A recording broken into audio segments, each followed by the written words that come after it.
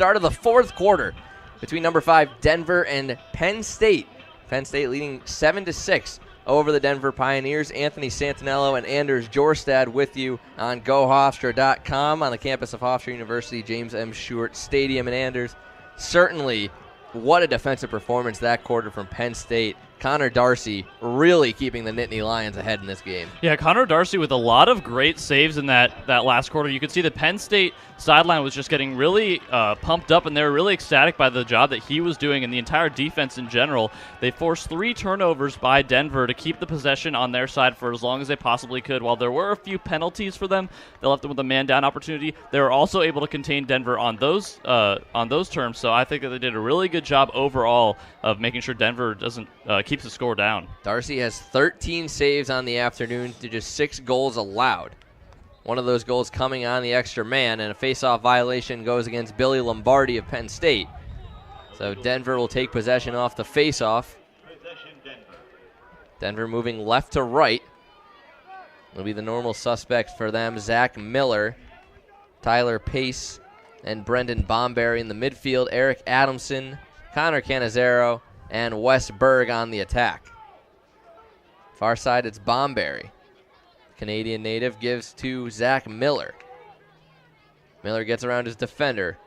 Has it with his left hand. Now to Pace. Pace with a crank shot. Goes high to high, and he scores. We have a tie game here at James M. Shuart Stadium, 7-7 between Denver and Penn State, 34 seconds into the fourth quarter. Denver really has been making some great adjustments on offense. From the first half, I noticed they've been allowing a lot more players other than Canizaro to take shots. Adamson has 6 shots, Berg has 5, and Pace with his 4th shot attempt there. So they've been doing a lot better of a job of distributing the ball. Additionally, for some reason, the Penn State defense was leaking a lot out to the outside, which allowed Denver to get those inside looks. That might have been Denver being able to draw those defenders, and I think that they did a really good job there.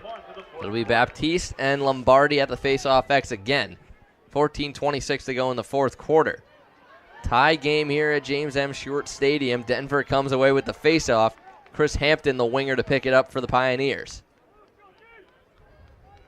Hampton now gives goal line extended to Canizero before he comes off the field.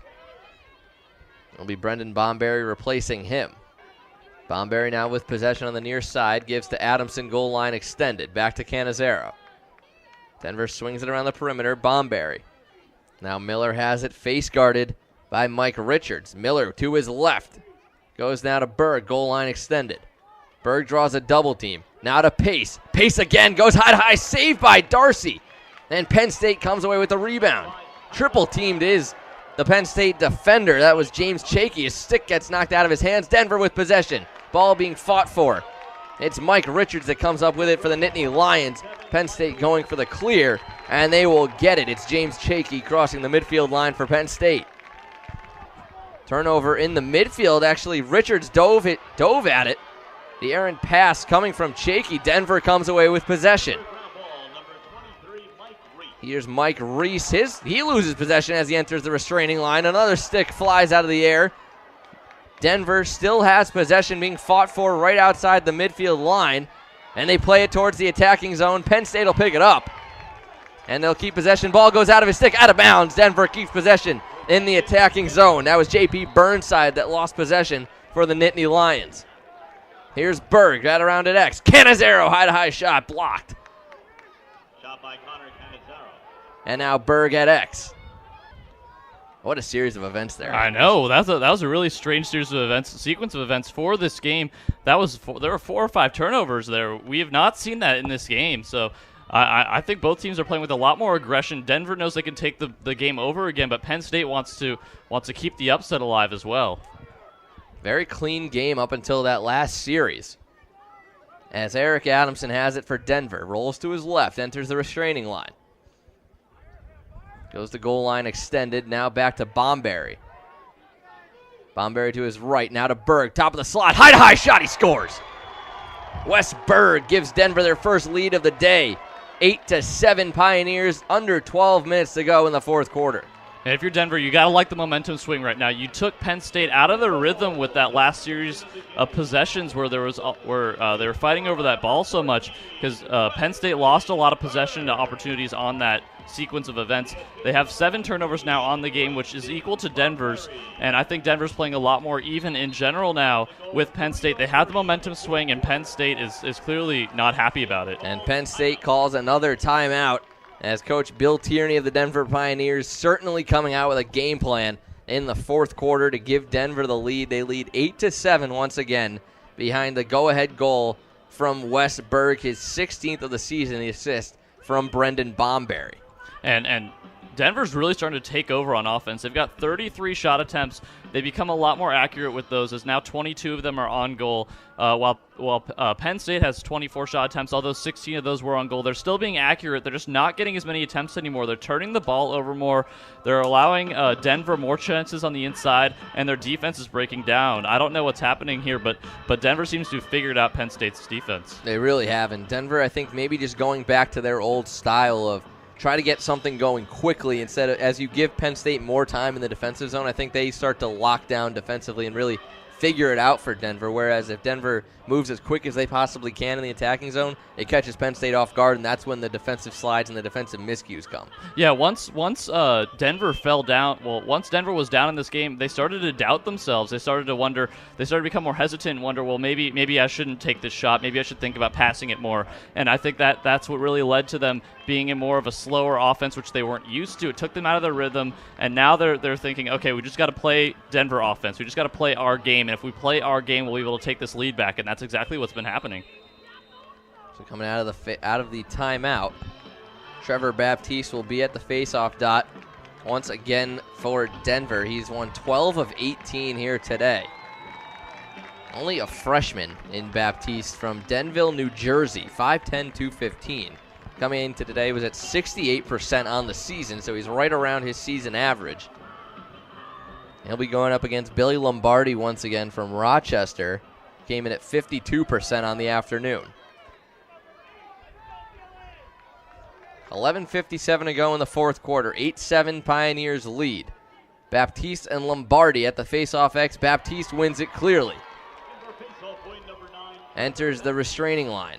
He'll shuffle pass it back to the midfield, where his winger Mike Reese has possession. Now Pace comes off the bench, ball being fought for. Pace recovers.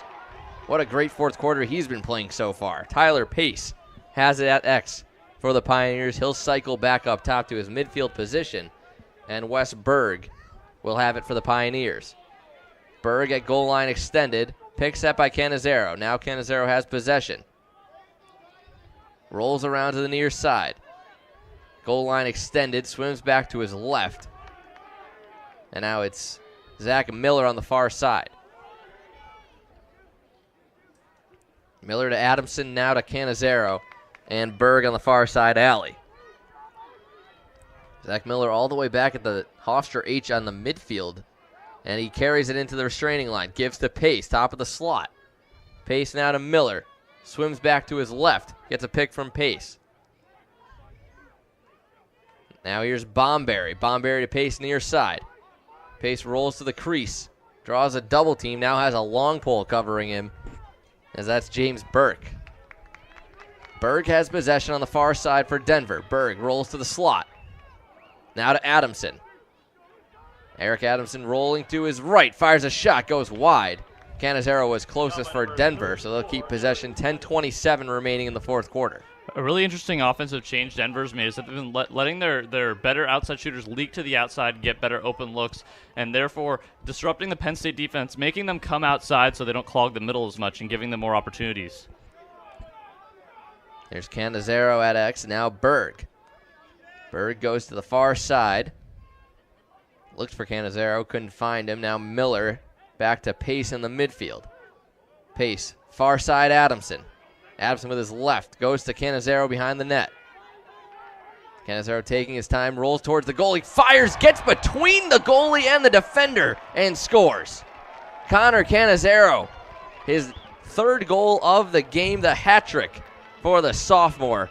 as Denver now with a 9-7 lead over Penn State. As good of a game as Darcy's been having, I'm surprised he leaked out there on that play. You knew Canizero was going to try to score, but instead of standing his ground and staying there and forcing him to find someone else, he tries to leak out and tries to maybe stop him on the outside instead, but that just allowed him to slip through into the middle and score. What a blessing Connor Canizero has been for this Denver team.